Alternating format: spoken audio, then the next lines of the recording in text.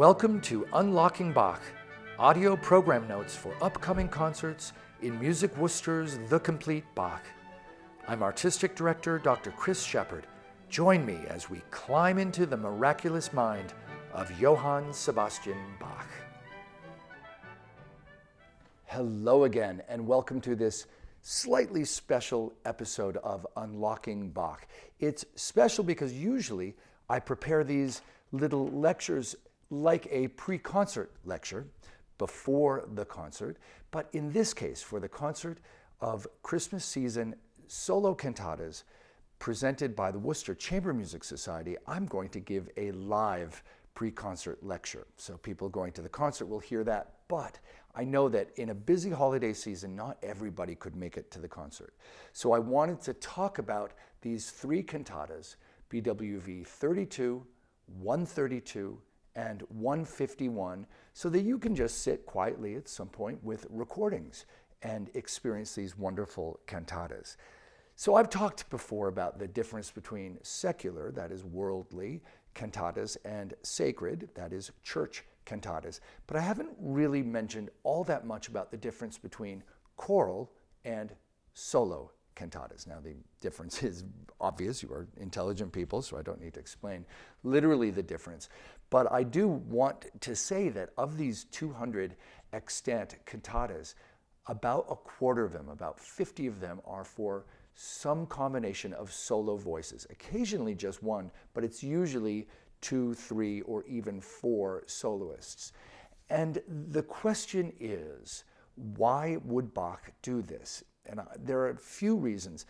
I always think, I tend to go to the most practical reason with things like this. And I think, well, it might have been a Sunday when he just didn't have the resources available. Maybe a bunch of the boys at school were sick, or there was a vacation or something like that. So there's certainly that as a possibility. The other thing that we typically do find is that these were what might be called low Sundays, which means they're not big festival Sundays, and they often come after a whole lot of really busy seasons.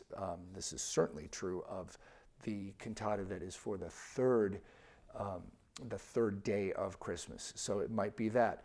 Also, as it turns out, these are often more introspective texts. It highlights the more personal relationship between God and the believer represented in the singers. And we're going to find that in these three. There's also one more twist, and that is that there are those pre-Leipzig cantatas, the cantatas largely from Weimar, that Bach had different kind of resources there. He had those professional soloists, and so they do tend to be more intimate settings, and we find that as well. So I'm going to do these three cantatas in their liturgical order, meaning the Sunday or the day after Christmas that it was written for, because it just helps you to see that there are different themes throughout the Christmas season. These days, first of all, Christmas is more or less a sacred holiday, but even if you are somebody who celebrates Christmas as a Christian feast, we've really reduced it to the baby in the manger, but there's much more to the larger Christmas season than that, and Bach touches on all of these things. And then, as we always do, you and I, we decipher this code that Bach infuses in his music, this musical rhetoric. So we talk about things like the structure that he chooses, might be a dance form, for example. We talk about the choice of instrumentation, which is very important in these cantatas in particular. And we talk about those musical figures and the word painting. And again, we find that in these things like key areas, all of those. And I'm going to concentrate in these three cantatas today on the solo aria movements, or in one case, a duet, because I think that just helps to focus us in a little bit.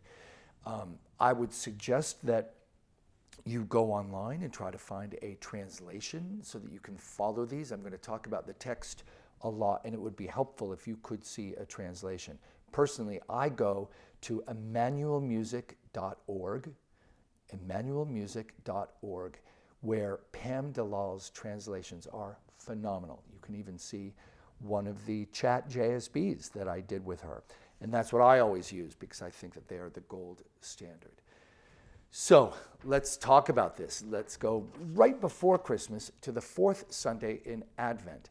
In Leipzig, Bach did not write music for Advent. So we know straight away that this had to have come from earlier, and it does. It comes from Weimar, probably 1715.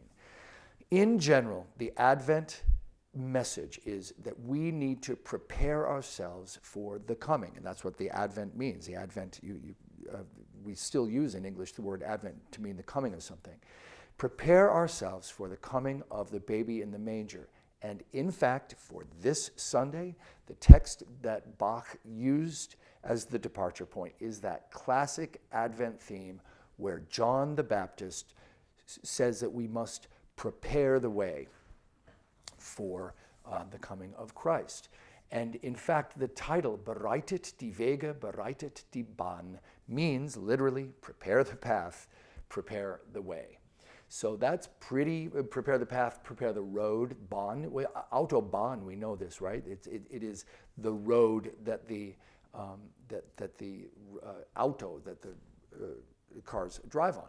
So let's look at how Bach and the person who wrote the text, and I'm embarrassed to say this, I can't remember, it might have been Solomon Frank, but that's a little less important.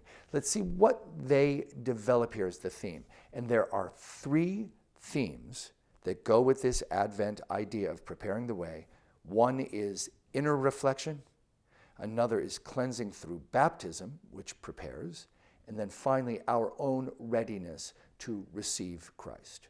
Inner reflection, cleansing through baptism, and our own readiness. And let's look at how Bach goes through this, prepares the listener for Christmas. First, the opening soprano aria, which is that idea, totally just prepare the path, prepare the road. Well, the accompaniment is strings and oboes.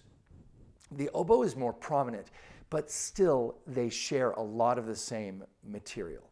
The rhythm, and we've talked about this particular rhythm before, is a Siciliano. And remember, we always think back from the Christmas oratorio. The Siciliano, which is also sometimes called a pastoral, puts us out into the fields with the shepherds and the angels. So listen to this opening melody.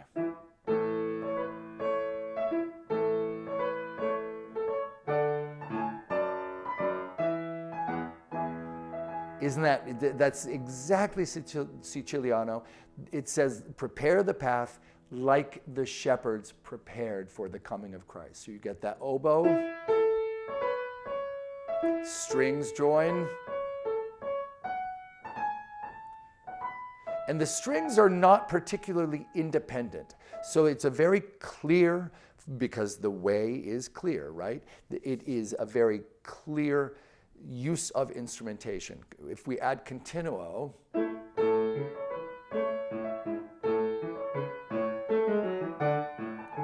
very dance-like.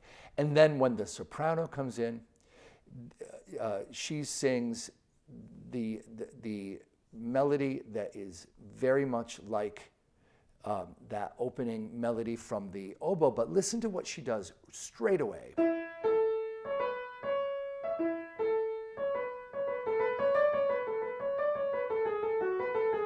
Much more florid, which is really exciting. And I think that is if you think about Comfort Ye and Every Valley from Messiah, that is the path that needs to be made plain. It's much, much more active. And it's this wonderful pastoral imagery. And that word is Bahn. That is the road. And you've got just the soprano zooming along that road, while around her,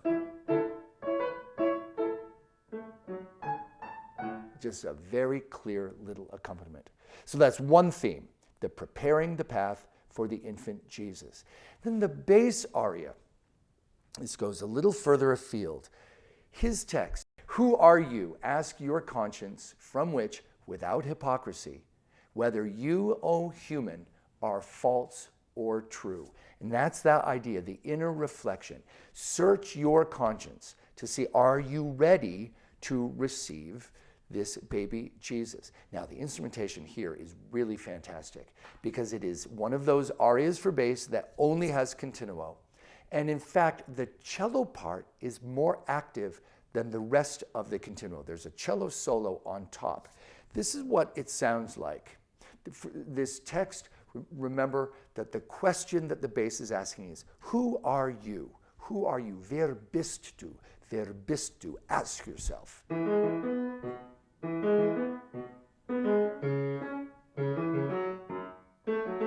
And you see, it's just a fragmentation, in ostinato, in fact, repeating rhythm. Ba-da-da-dee-dum, ba-da-da-da-da. Who are you? Who are you? Who are you? Who are you? You're repeatedly searching yourself, asking this question. Who are you? In fact, when the bass comes in, he sings that a few times. Wer bist du? Wer bist du? Ask yourself. So the idea, Frage, ask yourself. This is musically a set of questions. I would also point out, so this is where the cello then, you've got the series of the questions in the beginning. I'm going to keep going with the solo cello and listen to how exciting this is.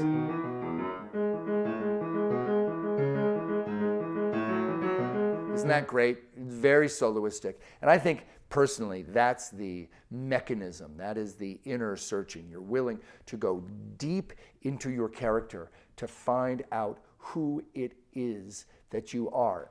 Speaking of who it is that you are, there's wonderful word painting for the bass here. Because the question is, remember what I said, ask your conscience without hypocrisy, so that you have this idea of, are you false or true to Christ? Are you a false and hypocritical Christian? So let's look at this word, hypocritical, which is heuchlerischer. Listen to what the bass sings for this.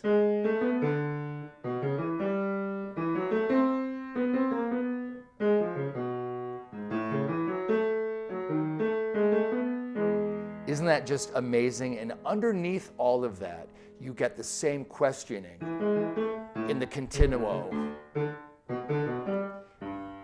It is extraordinary how far afield Bach goes in terms of chromaticism. That's the use of sharps and flats and changing the tonality around. Let me play this really slowly, combining the two parts. I'm going to put the bass solo up an octave so you can hear. So you'll hear just how complex this is on the word hypocritical.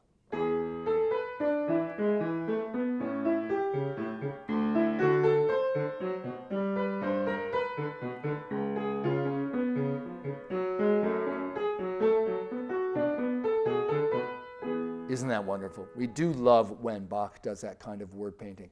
I also think, by the way, if you could see it on the page, there are some outlines that remind us of how Bach sets the word kreuzige or kreuz, cross.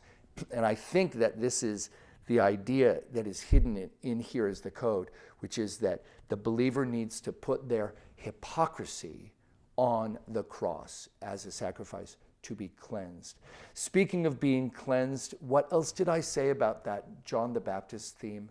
Cleansing through baptism. And boy, do we get that in the alto aria where she sings, Christ's members, consider what the Savior has bestowed on you through the pure bath of baptism.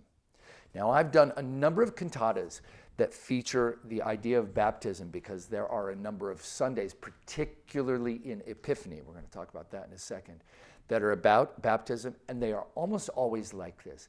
They have a solo instrument that is extremely florid, extremely melismatic, with a lot of descending scales. That is the pouring out of the water. This is for violin solo with continuo, no other strings, just the solo. Let me just play what I think is that pouring down of the water. So just this little bar in here.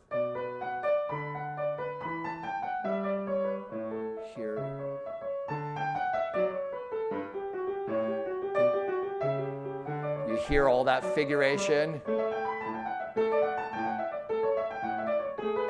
And it's actually even faster than that. And on violin, it fits. It's difficult, but it fits under the fingers quite well to be able to fly around. And when you listen to that aria, that alto aria, listen for the downward motion. There's so much froth and bubble, but the larger shape is descending. You hear all that froth and bubble. It goes up only to descend again. It's just fantastic. And the alto is also pretty florid when she enters.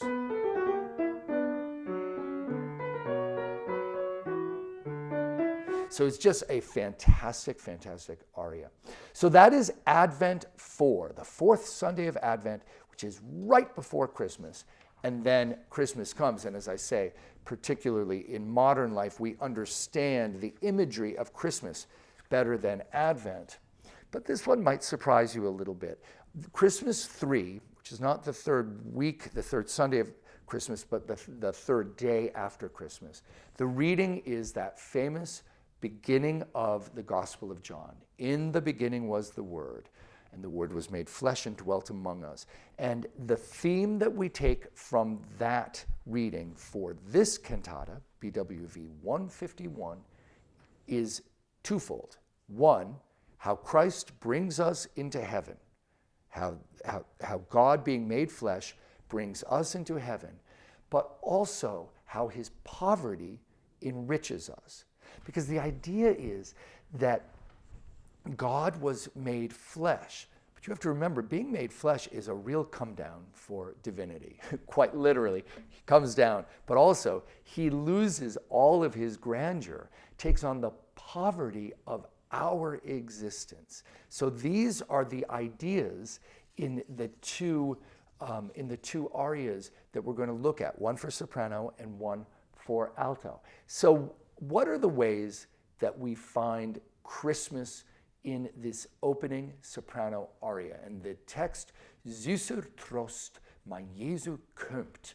Sweet comfort, my Jesus comes. So this aria, the text, is about receiving that baby child. She goes on to say, heart and soul rejoice, for my dearest God has now destined me for heaven. That's the idea, that God becoming flesh enables us to go upward. He comes downward so that we can go upward. How do we find Christmas in the opening of this? Well, let's listen to everything but the flute solo.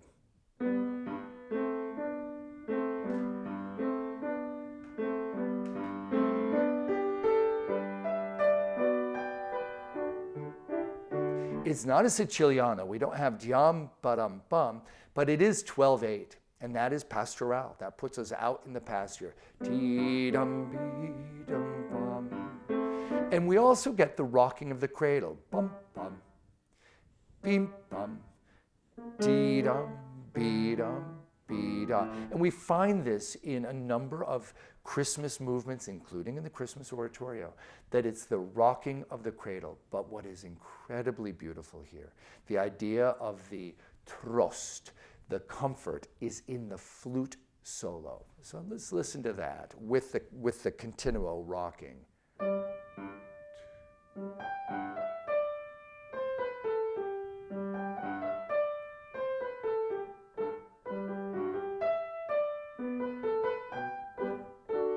Isn't that just beautiful? Then when you put it with the strings. So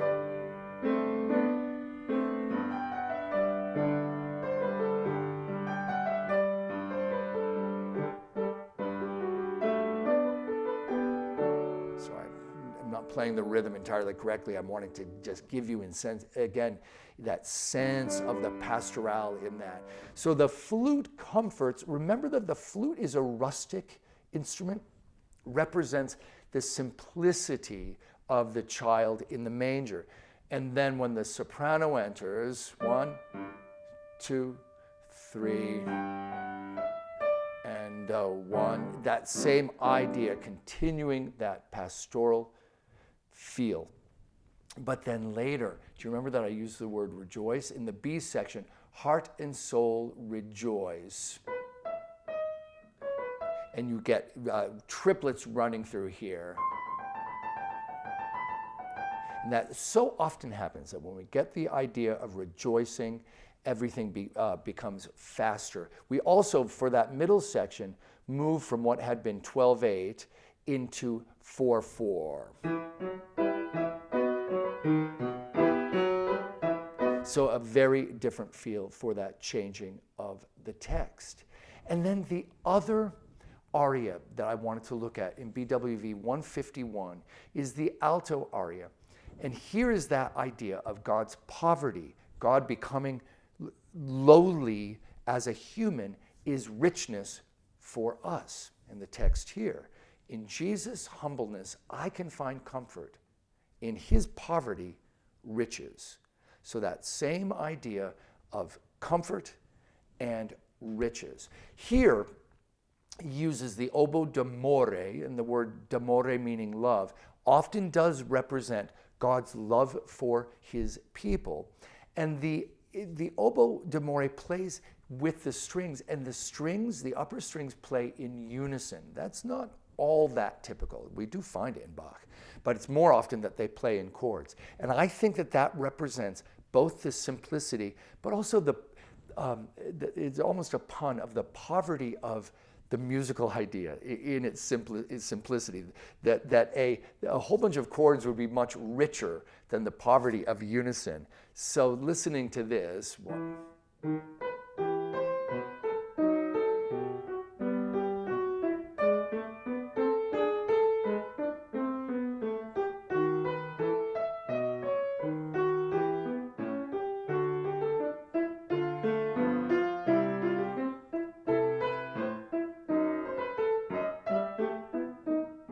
and that's in E minor, so there's a certain slight austerity to that.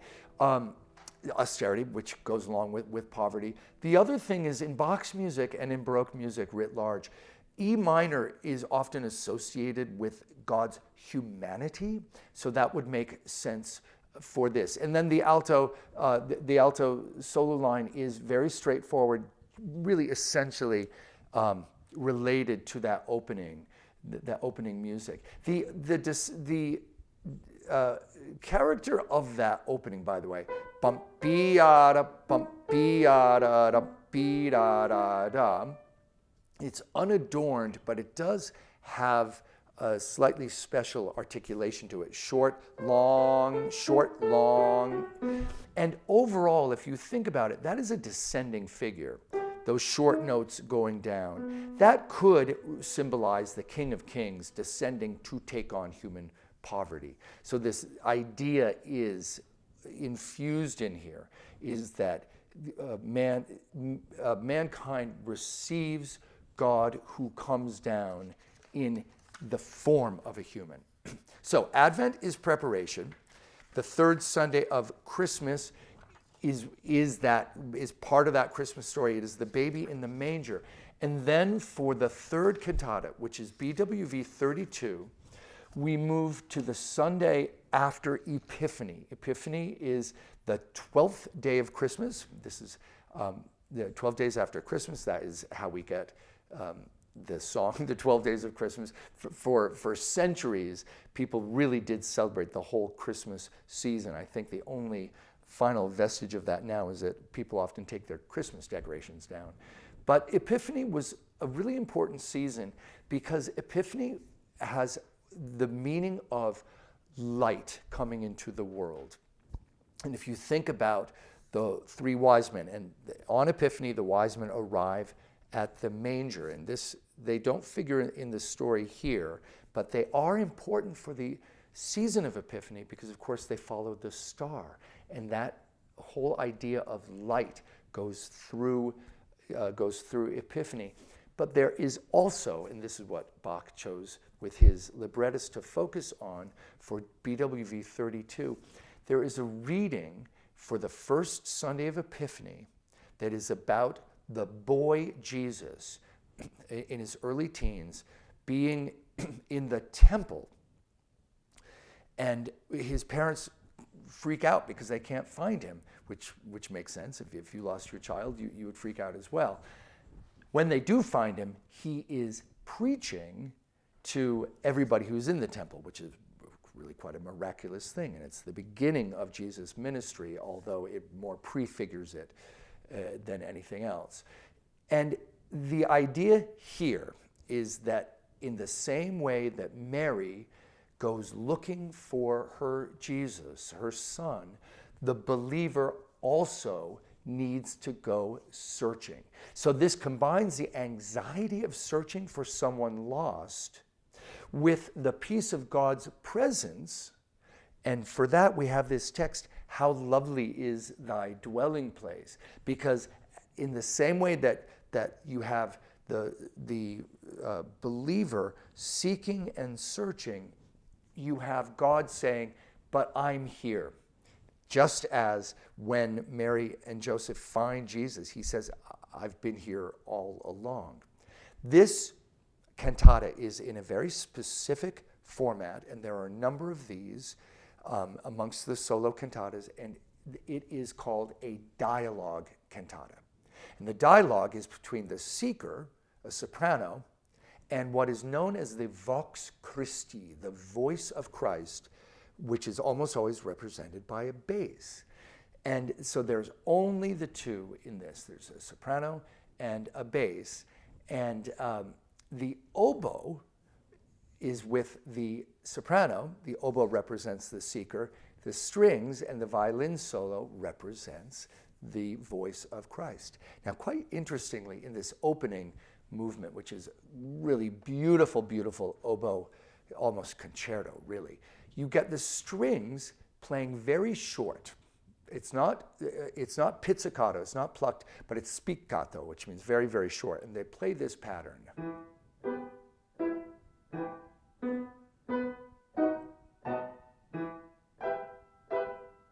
And in fact, if I took the continuo out, the upper strings just play rest and then 3/8. Rest, rest, rest.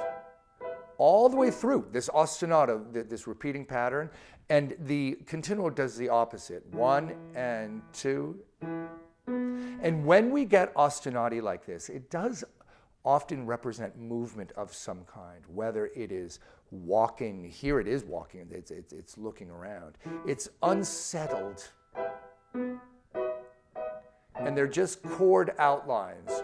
And it makes a perfect bed for the incredible oboe solo on top. The oboe is seeking.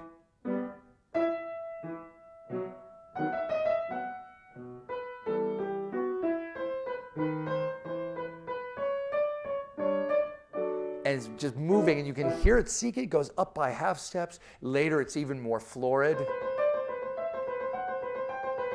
And one thing that I like to think about here, because the continuo often represents the hand of God, it's as if God is there all the time.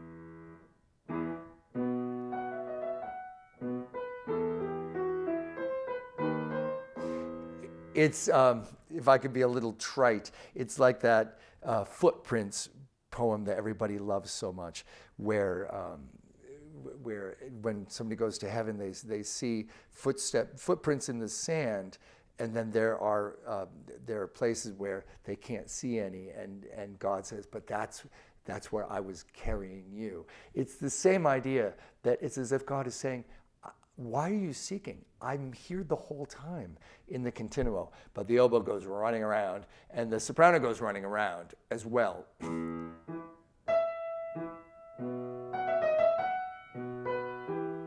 And it's got that poignancy to it, doesn't it? And remember, it's also in E minor, and that's God's humanity, that idea again.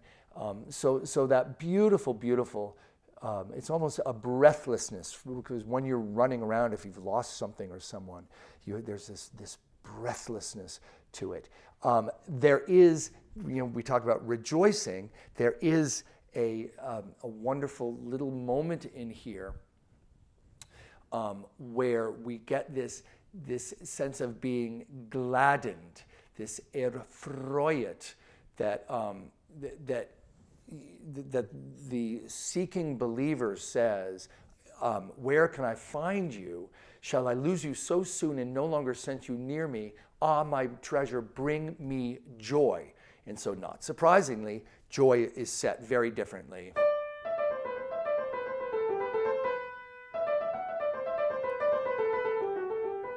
It's just wonderful and difficult to sing. It's a beautiful soprano aria, and it definitely has its challenges. So, as I said, the bass and the strings represent God's presence and his stolidity and his sense of security. So the bass says to this person who's running around looking for him, he says, "Here in my Father's place, a troubled spirit finds me. There you can surely find me and join your heart to mine, since this is my dwelling." So listen to the opening of this. It's a violin solo just with continuo, very simple texture.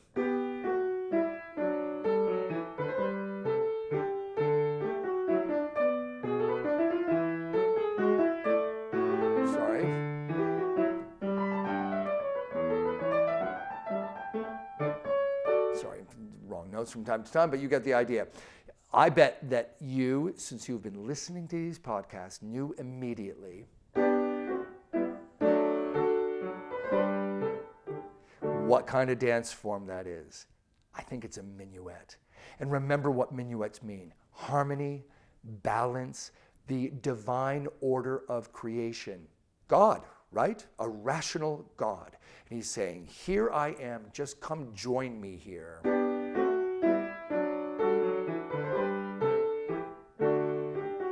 And that's so different from that searching of the oboe and the searching of the soprano. Well, she finds him eventually, and we finish the cantata, and I finish this episode of Unlocking Bach with a duet. Torment is vanished, God and believer are reunited, and she promises she won't leave him again, and he says, "And I will constantly embrace you." I love this. Well, let me play the beginning of this and see what you think it sounds like. And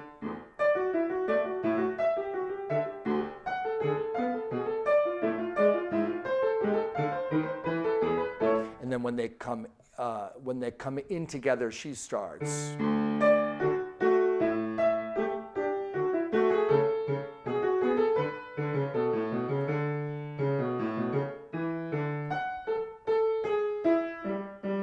Real duet stuff, a lot of call and response. To me, I think this sounds like a secular cantata. This sounds like something from the coffee cantata or the peasant cantata. And you've got the bass this time playing very short. Beam, bum, bum, beam, bum, bum, beam, bum, bum, beam, bum. As if that opening, do you remember how there was that ostinato? Bum, bum, bum. As if the sorrow has been transformed into joy. And the strings, instead of having those chords, are really very festive.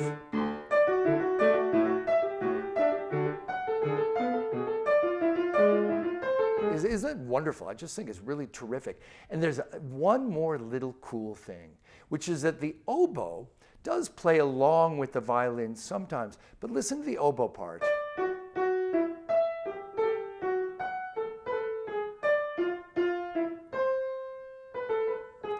It is a simplified version, much of the time, of the violin. And remember what I said, that oboe in this cantata represents the seeker, and the strings represent Christ. So here we got a fun little inside information tone painting, which is that the oboe, who had been running everywhere in terms of melodic melismas in that first movement, now they are settled. The seeker has found. So they don't have to move too much. And the strings, which remember in that aria, had been quite simple and straightforward. Now they're the ones who fly. I think that that just represents the joy that God feels when someone who has been seeking him finds him. That, remember, we talk about this a lot, and we have the word erfreut. The idea of rejoicing is usually given to us by Bach in a lot of florid 16th notes. So there's a lot packed into it, even though upon first hearing you just think, oh wow, that music sounds really fun. So there it is, though. That's just a little précis. I hope that you can now at some point, maybe even over this holiday season, go and find some nice recordings of these 3 cantatas and listen out for all of those various things and experience the full panoply of the Christmas season that would have been important to Lutherans at that point. Advent preparation, Christmas, the story itself, and then Epiphany, which is about receiving the light, but in this case also seeking for it. Well, you've got a little bit of a break from me, but I will be back for sure because our Bach birthday weekend in March is coming and there's so much to talk about in Unlocking Bach. Until then, have a wonderful holiday season and I will see you in 2025. Thank you.